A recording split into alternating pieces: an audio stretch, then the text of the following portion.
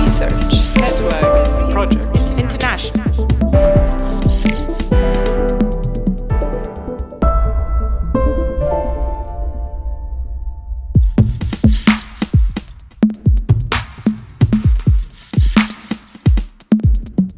Key aspect, the question needs to be challenging, tricky, and lend itself to that particular approach. The first ingredient is the research question at hand. It needs to be interesting. It needs to really have a target group. And to find a format that allows you to work not just by having one key discipline and small things around, but really to have these disciplines that talk to one another. You need to look at the research question from different angles. So getting into your network and finding the right partners is important. Time, because of course everyone has these different experiences. I really think that it needs time to, on one hand, get to know each other, and on the other also understand kind of what everyone brings to the study.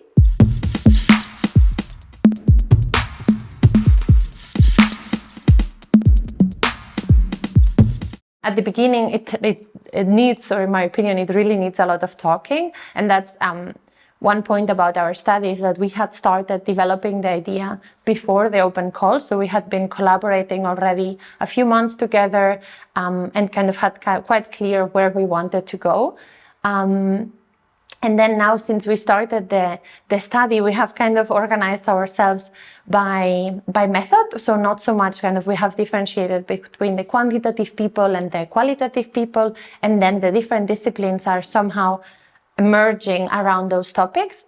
And we have also regular calls with the whole team to try to make sure that we are still organized, even though we are working in parallel dimensions. Because first of all, you have to find a common language. What helped us a lot in our project was the requirement to produce a video. When we sat down to discuss what will be the topic of the video, even when we discussed what are we exactly saying in that video, this helped us to find out where different positions and views on the carbon markets in our project were standing. I think you need to identify specific abilities. You need, of course, to define the disciplines you're interested in, but within that, target people that have already explored beyond the traditional A journals in a key disciplines, people that are willing to step outside the traditional limits of a discipline. Very important is it to have a kind of a one-page summary document, which shows what is the aim of the project, what would be the length of the project, what would be the different disciplines which are going to be involved, if there will be practical partners also involved. And budget is also important to put that down very early on.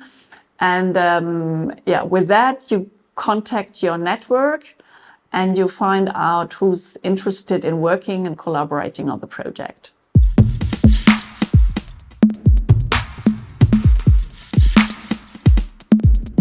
So SNIS as a two-step submission process, which I have to say is a time saver on the one hand, but mostly it is a process to me that is essential, especially if you aim at having top researchers joining your project. If your chances of getting it are at 10%, are you really willing to spend weeks and weeks and weeks to most probably get a no? But you're quite happy to gather people around a table, to start discussion, to do a 5-page paper and submit it. The nice thing is, even based on the first round, it's a fantastic opportunity to have gathered people. You've had things on the table. Maybe this is more of an FNS project. Maybe this is for another funder. Maybe this is for SNIS next year. So it's a short first step that makes the whole process so much more manageable.